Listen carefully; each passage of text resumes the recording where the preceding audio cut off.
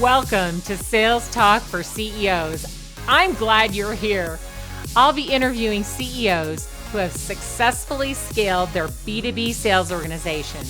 In each episode, I'll start by uncovering the sales background of each CEO, dig into the strategies they use to build their sales organization, and wrap it up with what the future holds. We'll cover the good, the bad, and the ugly of scaling a sales organization. I'm your host, Alice Hyman. Hi, this is Alice Hyman with Sales Talk for CEOs, and today I am delighted to have my guest, Amir Reiter from CloudTask. Welcome. Alice, what's up? I've been driving you crazy. I've been driving Alice crazy. I had a lot of technical issues and I forced her on Facebook Live, but now we're here now. It's always a fun day, though, when you have tech issues and you solve them. So that's what we did. I was frustrated. I was about to give up. Well, you didn't give up, and so you're here. And so I'm super happy to have you. And I want you to start just by telling us a little bit about what CloudTask does. Yeah, so CloudTask was an outsourced sales organization that helped companies build outsourced teams. And by outsourced, I just mean not a W-2, right? That word is changing now because everyone's remote regardless, right? So just building remote teams, remote sales teams. And what we would do is generate awareness, consideration, and decision-making activities for buyers. We were never reinventing business development or marketing and just scaling it with predictability. Our pivot recently has been to a platform like the Uber or the Airbnb of outsourced SDRs. And the why is because demand is skyrocketing for outsourced SDRs, and it will continue to. And we want to serve the industry. We want to serve both the outsourced SDR companies who are hiring and training amazing talent, right? They deserve to spend more time focusing on their talent and training them, less time talking to customers and selling them and giving them what they want to hear. And it puts us in a position where we can be transparent and be real and say, this is where you're going to lose money. This is where you'll make money. We don't care. We can power with all these varieties. Think about Airbnb. If you want to get $1 million mansion, pay for it, you'll get it. If you want to save money and go to a shared room, maybe you'll get lucky or maybe you won't. So just being, we're putting ourselves in a position where we not only can help the industry, help people, but then collect the first party intent data like Facebook does to make us have a unique selling proposition where we control the data, we control the outreach, and we can get the message to your buyers faster, which is really what SDR work should be doing. Absolutely. And that's what everyone wants to do, is get the message out there faster to the right people so their salespeople actually have more sales conversations. Because as you and I both know right now, that's not happening. Salespeople are not having enough sales conversations. Well, look, we live in a world with a lot of inefficiencies, right? And those inefficiencies are everywhere, right? They're with energy, food, how we are, right? And it's the same thing with how we do business. We have a lot of waste. We have a lot of wealth disparity between big companies and little companies, right? We have a lot of big companies that have so much money to do it that they hire SDRs this way, and then little companies think they could do the same thing with different models and they fail, right? So just looking at ways of fixing an existing world, if that makes sense, making it more efficient, and then we could be like, okay, how do we make it even more efficient, right? So we do. We're going to talk about that a little bit more because everybody would like to know how to make their SDR function more efficient and or outsource it better. But I find out a little bit about how you built this amazing organization that you have. You're now about 5 or 6 years in. Yeah. And you started this company, what you said, about 2016? 2016, yeah. Yeah. Mm-hmm. So what were you doing right before you started the company? And then, got this great idea and dove into it? Well, I don't know if I had a great idea. It was more of an idea that we all lived in one world and that everybody was equal, and that it didn't matter if you lived in India or America or Colombia, right? Like that was a base for my idea. And then just wanting to connect everybody and travel and learn at the same time to go on my own adventure. So, it's hard to, what I was doing was I had a company I owned and I had a job. I could do that because I was married and I had kids, and I chose to wake up at 5 a.m. and work my business till 8:30 and then work NetSuite, which is a software company at the time. And I was a CFO as a service for a water company named International Water. And I was testing out CloudTask and just kind of testing out its concept. Like, can I be a part of a team? Not directly. Can I produce? Can I execute at a high level? And I did. And then I got fired from NetSuite, which is ironic because one of the things that my boss said to me was, "Amir, do you really think you're a software sales guy?" I've gone on obviously to sell 70 million of software in the last 2 years. So that kind of was a motivating factor for me. I think he just knew that my head was a little bit too complex for just following the ABCD of, they wanted me some templates. So like, cool, you pay me 200 grand in some templates. But like, I just felt wrong doing so little and making so much, if that makes sense. That's the corporate game. I think you know the corporate game, right? Oh yeah. You can work for Oracle, make $500,000 and work a day a week. So yeah, I just kind of like basically wanted an adventure for myself. I wanted to connect people to the world, and I wanted to make money doing it. And it was very similar to when I was younger. I was like, I want to become a doctor because I want to make money helping people. Then I got a little smarter. I'm like, doctors work in offices their whole lives and have horrible lives. Like, I want to travel the world, and I just applied it to entrepreneurship. Yeah. So you got fired from NetSuite. You were doing the side gig where you were CFO, you said? Yeah. And then you thought, gosh, I really want to travel the world, help everybody have equal access to doing things that they love. And so was CloudTask just born, or was it something? Yeah, I mean, also I saw the waste, right? I was working with a software company. It's like, oh my God, like you can do nothing, get paid so much money because they just have this brand awareness. They're paying SDRs like 100 grand to like do nothing. So I also saw the fact that there was a completely inefficient work model with these companies that just gobble up VC money and public money, and they're able to push the buck forward 10, 20 years, So I saw that waste, and then I kind of like also felt that the American workforce, and I hate saying this, just didn't want to work hard and wasn't going to work hard, and they were never going to work hard. And you can see the data, and it's very fact. It's a very entitled, sorry, I'm American, entitled culture. And that's going to create opportunity for others that want to step up, because it doesn't matter if you're American, British, or we're all humans, and we all deserve a chance to have a good life. Okay, great. So that sounds, like a mission that's worth following, and you did. So you started CloudTask, and what was it like when you first started? Were you doing all the selling? Did you, what were some of the first hires you made? Did you have people doing the SDR work, or were you just doing it all? So that's a good question. Lots of hires that we made.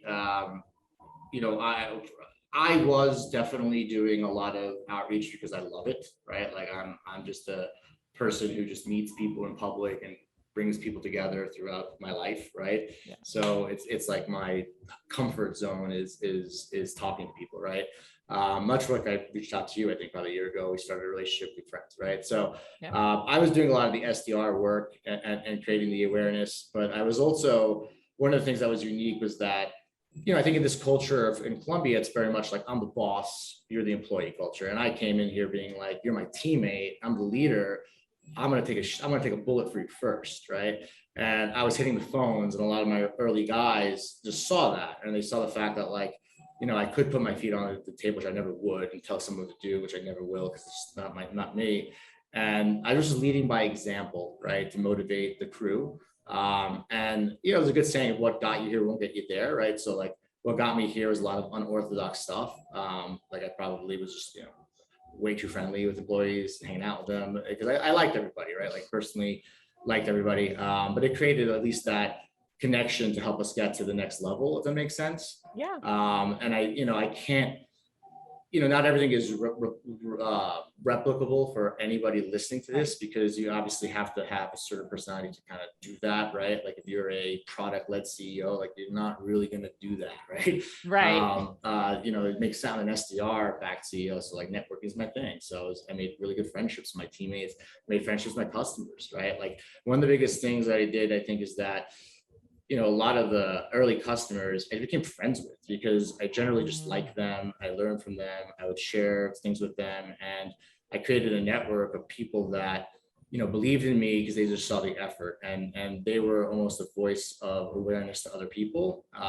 And that, I think, was what helped us get there, but it's unique to us because we are an SDR company, right? So I think I think you need to focus on who you are as a company to kind of get you there, or if you're, a product design software, like that's what you focus on. So I was just focusing on the networking.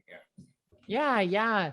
No, that makes sense. And I think that in any case, getting your customers to appreciate what you do and be successful because of what you do should cause them to want to talk to other people and tell them about it, right? So that's a really great way to get started. We use this word success, and that's all relative, right? I think we know that. So like I guess a big thing is I never celebrated any wins, if that makes sense. And I think that a lot of CEOs, early founders need to do that. I think if you are content with wins and pats on the back, you probably will lose. You can get blinded by, the short-term goals. So I think I was my harshest critic. I still am today, if that makes sense. Yeah. And this is a concept of never being good enough, but also knowing that it is good enough, right? Like there's that balance, I think, that people need to have. Because success is relative, right? It's different for people. Yeah. Well, I think that different definitions of success, but certainly when your customers are successful, that's the kind of success that's what motivates you. I think that's what all motivates us, right? Right. We live in a world where we're very well aware that there's a fine line between evil and good, or the perception of evil and good, or a company that makes a lot of profit, destroys the earth, a company that is good but doesn't make money, and there's like that balance. So helping people, for me, helping companies focus on their product and making it better, and not on SDR teams, made me feel good, because I was like, hey, I know that even though this word outsourcing is like this mental roadblock, that like these people don't really want to be the best in sales. Like if you made a company that's like VR tech, like not like I'm the sales guru, you don't need to be, you need to be the VR guru, right? Like specialization. So just, I think, understanding that, yes, I was helping people, and that I was also helping people with jobs and careers, because there's no such thing as perfect, but that made me, I think, have the drive enough to question things a little bit more in life. So you really focused on both sides of it. You focused on helping your customers get the success they needed, and you focused on helping people get jobs where they could feel successful. Yeah, I'm like, I saw the impact it could have on people's lives that were very good people, and it made me feel good. I love it. Yeah. It's my selfish reasons, right? Right. Okay. So you started growing, getting more customers. You were doing the selling, some of the work. You had a team to do some of the work. Where was the moment when you said, hey, we need to get some more people working for CloudTask so that we can grow and help? I think my biggest problem was hiring too many people. I probably could have destroyed it if I just like had half the workforce and just did more work myself. So like I would advise people on getting fewer people. And I think one of the tricks that happened with us was that, I had a perception that, because salaries are different in Colombia, right? Someone at $5 an hour is the effectiveness of someone at $20 an hour. I was almost like, if you speak good English, I'll hire you type thing, right? And that caused a lot of, so I was like successful in spite of many things, right? So I think that you should really build your business with as few employees as possible from day one. They'll leave you. Yeah. And they will not help you. And I think that we have a future where CEOs like us and leaders should be making connections. It's unfortunate saying that, but there's going to be a bigger gap in the future between people who want to work and people who don't want to work. It's very evident, right?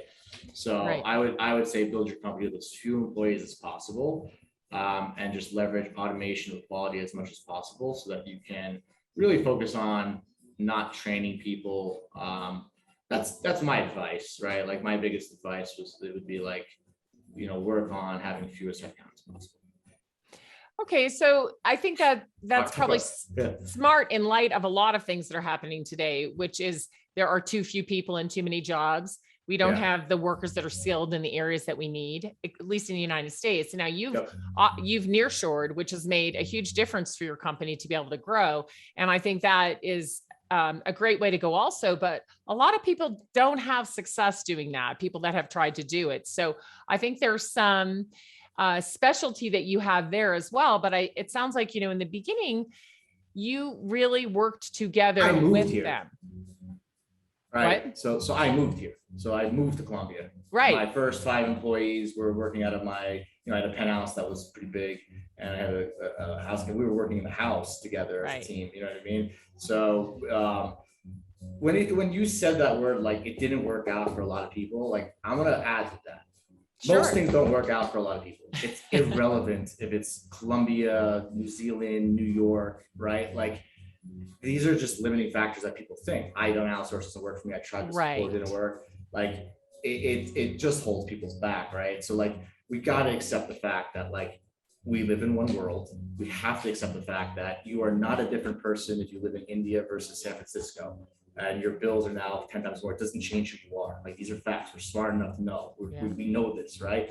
So we just have to like really, and you don't need to hire New York Shore to be successful. You don't need to hire New York successful. So you need to focus on your customers and your business model and your plan, right? I think, and I don't want to change topics, but Hako, I forgot his name, for Winning by Design. He's one of my favorite guys to watch YouTube videos because he's a scientist, right? And like you talk about this building that I'm in, right? Like I'm in this big building, right? We take this for granted, and I'm on a mountain, right? Like this has been a machine. Like I'm on a mountain, and like this is not falling down. Why? Because everything was planned precisely. Every tension cable, every piece of slab. We don't build our businesses like that, right? And when we don't build our business like that, you lose money and nothing will work, right? So I think it's less relevant of where you hire, how many you hire, but like how detailed is your plan, right? I'm not a good math guy. I'm not a good planning guy. I think that I just know my limitations and I know what works, and I fortunately have good teammates. But I think that's, it's always a balance, right? Like all these things are ingredients in a successful company, but it also comes down to are you building a painkiller? Are you fixing real problems? Because you can have everything right and a plan right, but if you have a candy, as I referenced, where it's like, I'm not really gaining anything from your product or service. So like all these things need to line up, right, in the right timing, and we know that, right? Look at MySpace, they were right, wrong timing. Right. But that's also relative. Tom made $200 million, right? Just not the richest man in the world. So just like you just have to look. A lot of business owners will be more successful if they just actually observe the mistakes and failures of other companies. Yeah. I agree with you about Jocko. I love how analytical he is and how he uses the numbers. I interviewed him last week for the podcast, and you'll love listening to that episode because he's just really so much looking towards the future and understanding how sales has to be built. So it's exciting, and you've done some amazing things. And so how did you move from the beginning where you started it 5-6 years ago to where you are now with sales?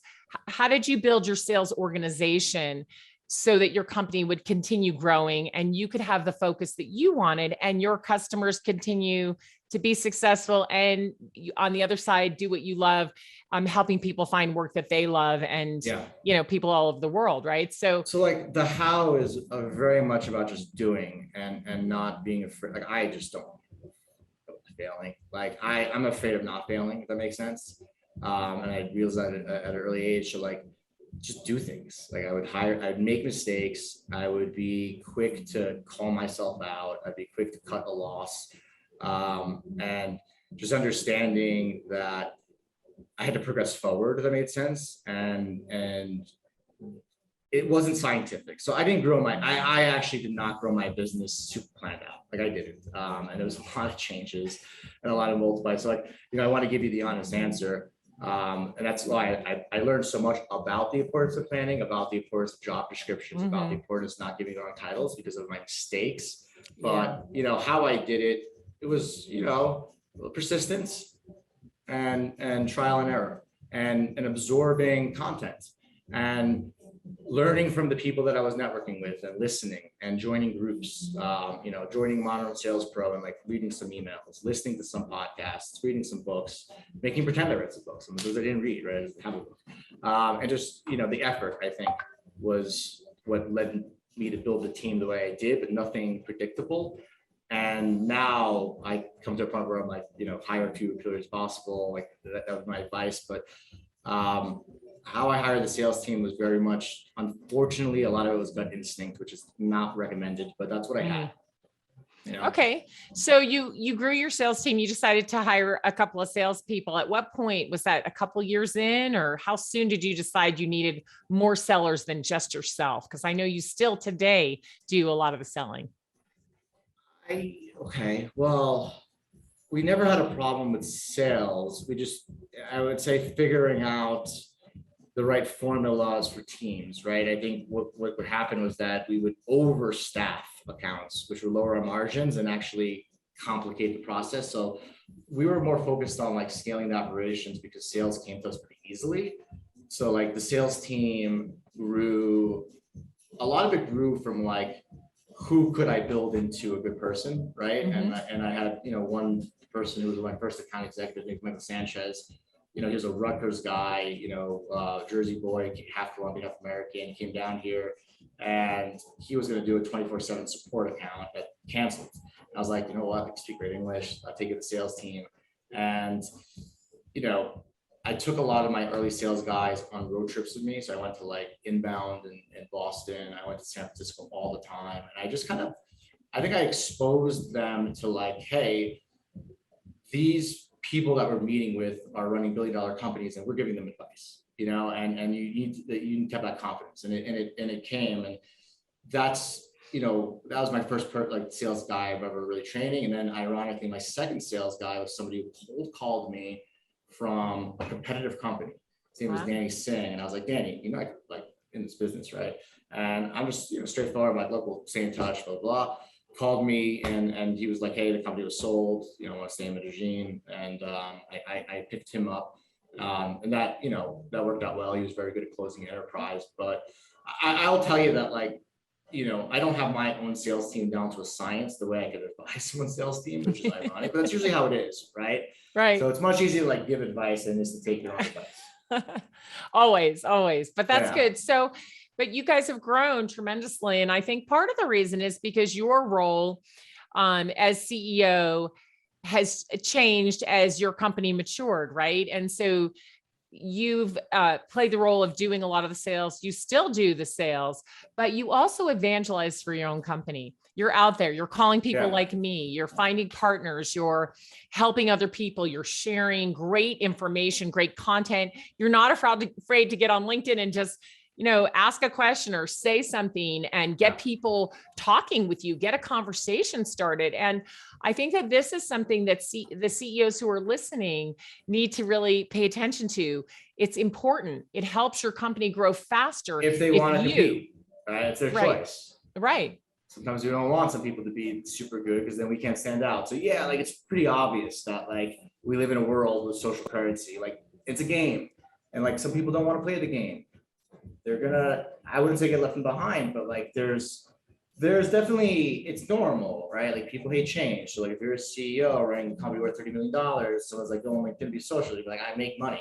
I don't need to change because they're afraid more of losing. And I understand that. I saw it in surgical robotics. I used to do surgical robotics and doctors would be like, no, I want to use my hand for spine surgery. I'm like, it's a freaking robot. It's perfect. And it's because they're making the game up. They don't like change. So, I think CEOs need to make a choice and they need to open their eyes and know what society's going and either play that game or not. But the reality is that you look at Black Mirror and these movies that forecast the future with social media being currency, and you look at China and you're like, and Facebook Meta, like you gotta open your eyes and be like, I'm either gonna be left behind, I'm gonna be a leader or a laggard, and pick your spot, right? Right. So, some people, everyone's got different goals, right? That's the thing, right? I've met a lot of speaking of social, I met a lot of CEOs of sales and marketing technologies that were not sales guys. They were like MIT guys, right? Right. Like I would tell them to their face. I'd be like, they're like, why are you not on social media? Every $1 million of revenue is 10 million evaluation. You're fucking losing money. And like, they just couldn't do it. They're MIT guys. Like it's some people just don't have that personality, but there's also too much, right? There's a balance where like we know that people are way too much on social and they're obviously probably missing opportunities for just making money. So it's like, it's a new world. And I think that, we're all learning. I think that a lot of people have this concept that maybe they missed the boat or it's too late. And I think you just have to realize that you never miss the boat. You can always try and you can always start. And I'm like, see what happens. But I'm doubling down on social. I feel like my social's weak. I feel like I should be doing more. And that's just like I said before, like it's never good enough. So, I appreciate the feedback, but I think there's a better opportunity for us to produce better material, and it'll come. Yeah, absolutely. Well, so you started a company and you made a change not too long ago that was a very important change. And I want to talk about that because you read the marketplace and you said, okay, if I'm going to continue to grow my company and continue to increase the sales, I'm going to focus even more. Tell us about how that came about, because you started off with customer success and SDRs and other stuff. So kind of explain how you came to that and what you did. Well, a lot of it was actually just people who advised me being right?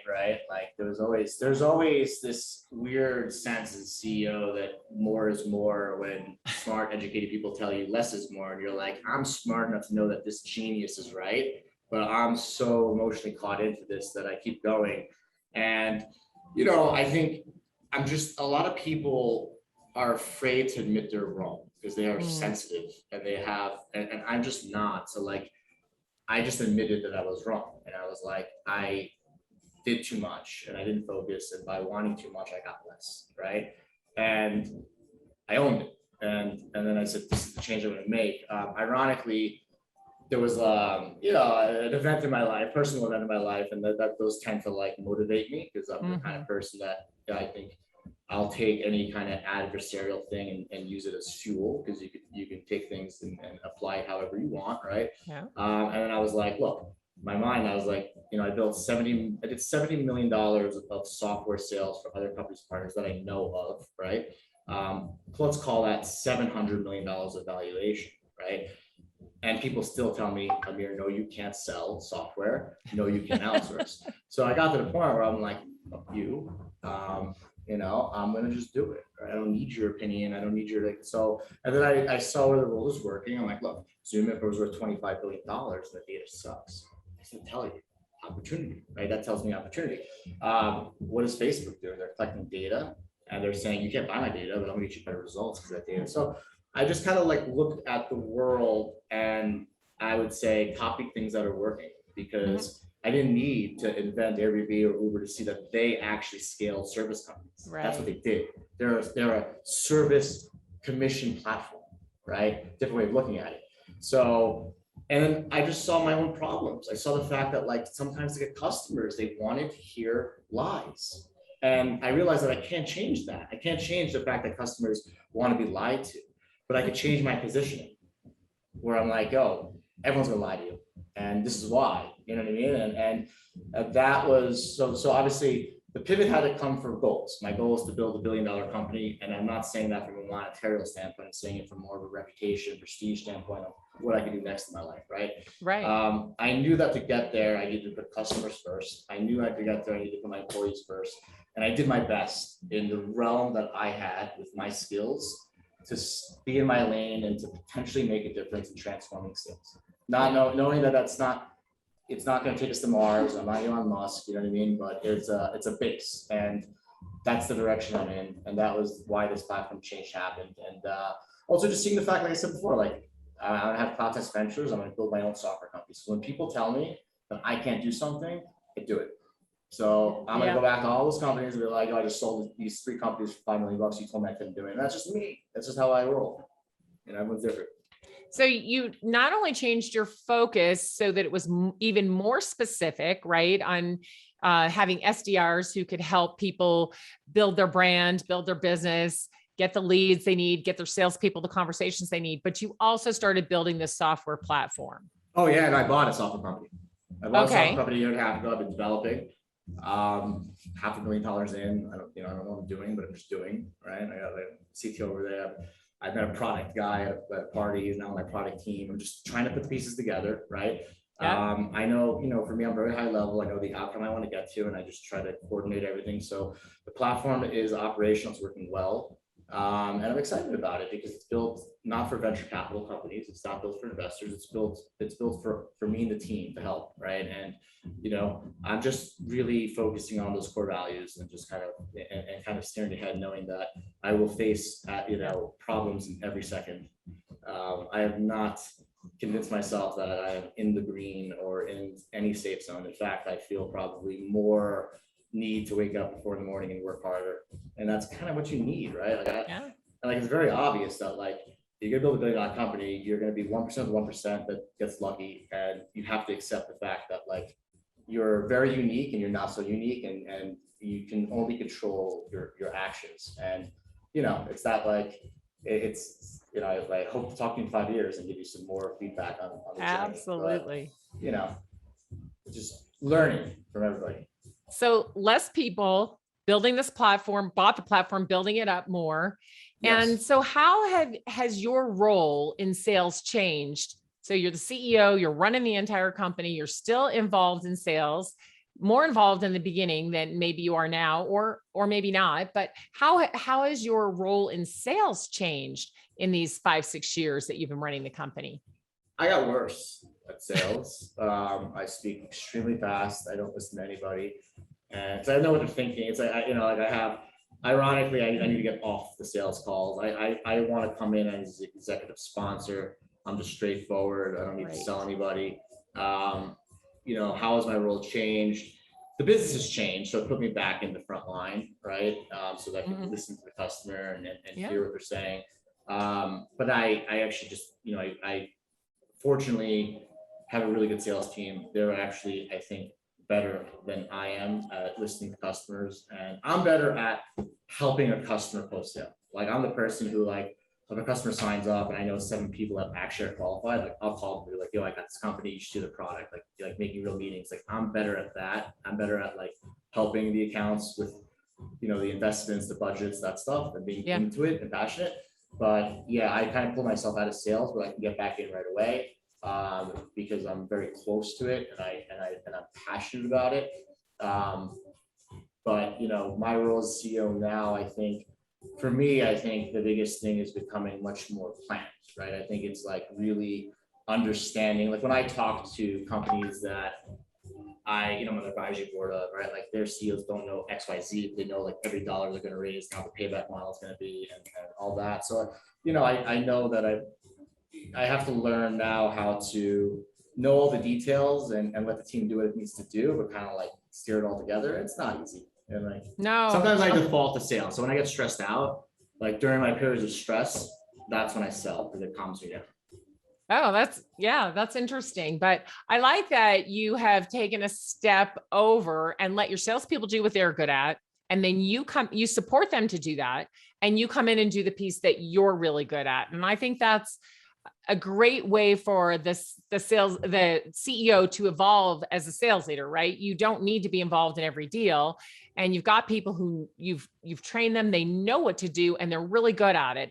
And you depend on them to do that. And you depend on them to know when to bring you in. So to use your time wisely. Well, that's an issue, right? Like I think I've told my team to bring me in on deals in the beginning strategy every time. There is definitely something culturally in where I'm at where people do feel uncomfortable being like, I need help, right? And that's because of that boss employer thing that I'm trying to break down, where it's like, tell me the problem right away, right? So, I'm working on coaching the team to be more confident to bring me in. My personality is very different than Colombian culture. Like it's not a direct culture. It's they'll beat around the bush forever. And I'm like, I know exactly what you're thinking. Like just fucking say it. So I'm still also working on the culture and just getting better and being more sensitive to the fact that like, I was born in New York and like a grocery lady in New York would be like, yo, Sonny, you're slow. And like, they just talk crap to you, right? That's normal. It's not normal here. So learning how to teach the team how to bring me on is an ongoing thing I'm working on. But they're doing it. But like I said before, I'm not looking for perfection. I'm really not. I'm like, I can't. It doesn't exist a company this size. It doesn't exist in any company, right? Like I'm looking for, are my customers happy? Am I fixing a real problem, right? Are my employees happy? Is our revenue growing? Is our gross profit margin going? I'm looking at high level stuff right now. Just because of the zone we're in, we're a little bit above 5 million. It's a small company. Yeah. Yeah. Well, I like that attitude though. I mean, we're not looking for perfection. That's exactly right. Well, we're looking for forward motion and keep growing. So what's the future? I think perfection holds people back too. A lot of Yes, brilliant it people does. they don't take action. A hundred I have a percent. brilliant COO who's not here, Ivy League guy, and I tell him like your biggest limiting factor of these listeners is you're a perfectionist and you're never wrong, right? And I think there's just that balance. There's a balance. Everything is equilibrium, and the whole thing, right? So it's a balance between being too perfect and not too. It's like, you know, it's hard to say. Like I do a lot of things that are imperfect, and people be like, "Oh my god, I never do that," But like, and again, it's like, well, we know that like life's all about opportunities. If you don't take a shot, you'll never make it. So like, I kind of come into everything where like I have a 0, and at the very worst case scenario, I'll get a 1, right? Or I'll be stuck with a 0, and then people are like, "Oh, I can't take rejection. I can't this," and like, hey, you're already rejected. You got nothing, right? Right. Yeah. Oh my gosh. Well, good. So the future for you, what's coming next? I don't know. I'm having a good time. I'm happy. Good. I think the future for me is just continuing learning. At the end of the day, I think the biggest currency in life is knowledge. Does that make sense? Yeah. And I think that that's kind of becoming my competitive advantage now, where I'm like, just seeing so much, right? Like I'm 38, and I put myself in a situation where I've had very good friends that are like, top guys in the world, and like I picked their brain to the point where like I know the bad stories, right? I'm like, I know billionaires that lost $1 billion by 21. Yeah. You know what I mean? Like nobody knows those stories. So like I'm just been asking people questions. I've been focusing. I don't focus on success because success is bullshit. I'll open up Instagram if I want to see fake people with fake lives. Right. So I just been like asking, people the real talk and learning from that. And I think that's what's next for me, is just taking that knowledge and helping more people with jobs, raising around, building my organization, and then figuring out what's next and always questioning why. Great. Well, thanks so much. Barring all the technical problems that we had, It was so great to talk with you. Likewise, Alice. I'd love to come down there and visit sometime and check out your operation. It's amazing down here. It's like heaven. Like I don't even want to go back to America. Yeah, it's great. But you're doing great things. I love watching you grow. I'm here for you whenever I'm here for you too. I'm like, my brain. I know you as the complex sale. Like whenever I think of any, and I do know people, and they're like they come to me for leads, and they're like, well, I don't have a problem getting leads. I got a problem closing. You know what I mean? And it's like I just have to listen to people and make introductions because. Yeah, you are part of the future, which is you don't need to be an employee to be someone's teammate, and I believe in that very true. 100%, and I so really believe and have built my world that way, that I am your teammate. Reach out to me, I'll help you, and I'll do the same. When I need you, I'll reach out to you. And I think the more we can do that and connect, the better that we are. So thrilled to have this opportunity. Count me in. Yeah, likewise. And I look forward to continuing networking and continue to help people. Yeah. Play the game of business. Yeah. Right. All right, Alice, thank you so much. All right. Take care. Have a really terrific day. Tout bien. Bye. Bye. Thanks for tuning in to Sales Talk for CEOs. You can find me at alicehyman.com. Be sure and connect with me on LinkedIn and let me know that you heard the show. If you found value in today's episode, please subscribe, write a review, and share the show with another CEO.